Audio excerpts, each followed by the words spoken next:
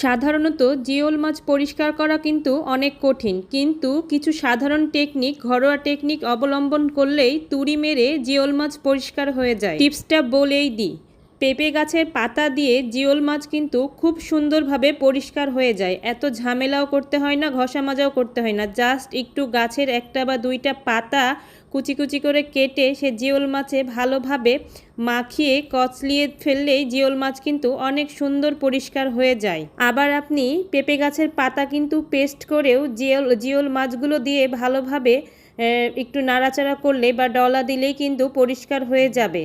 আগে এই মাছ বাসায় আনলে অনেক ঝামেলা লাগতো, কিন্তু যখন থেকে আমি এই টিপসটা শিখেছি তারপর থেকে আপনাদের ভাইয়া এই মাছ বাসায় আনলে আমার আর কোনো প্যারাই মনে হয় না। আমি যখন মাছ ফ্রিজে রাখি সবসময় চেষ্টা করি বক্সে রাখার, এবং সাথে অল্প করে পানিও দিয়ে দিই বক্সের মধ্যে। আপনারা কে কীভাবে ফ্রিজে মাছ রাখেন অবশ্যই আমাকে কিন্তু কমেন্ট বক্সে জানাবেন। এই তো এইদিকে আমার মাছ রান্না একদম রেডি। ভালো থাকবেন, আল্লাহ হাফেজ।